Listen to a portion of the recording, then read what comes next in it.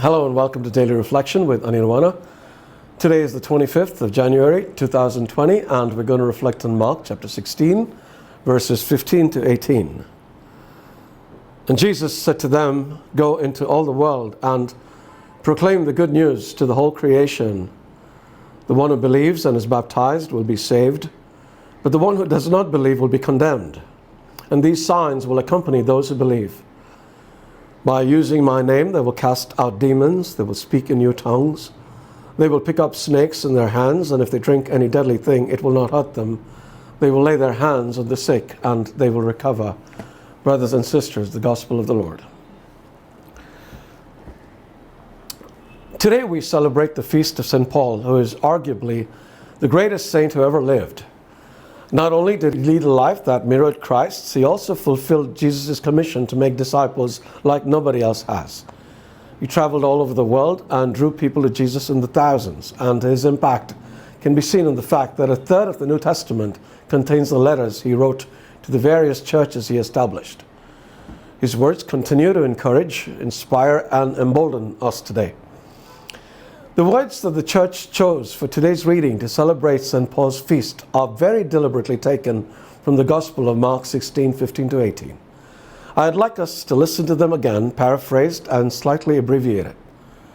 Jesus said to his disciples, "Go into the whole world and proclaim the good news to everybody. Those who believe and are baptized will be saved, and these signs will accompany those who believe. In my name, they will drive out demons, they will heal the sick, they will work mighty miracles."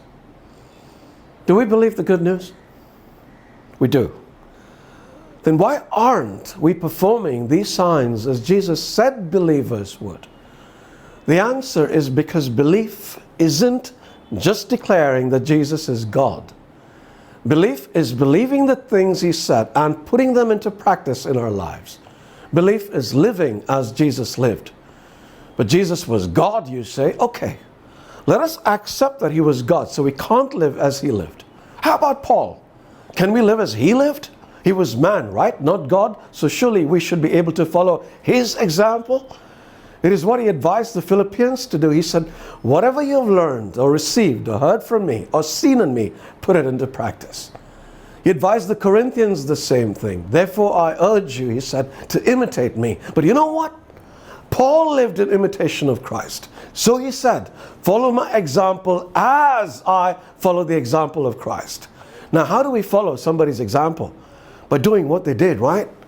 What did both Christ and Paul do? Well, they practiced solitude, both disappearing to be on their own for prolonged periods of time.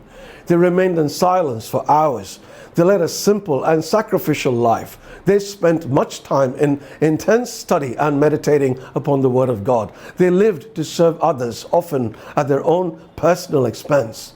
Therefore, if we want to lead lives of holiness, power, and love, then we have to learn to live as these two did, and we will change the world.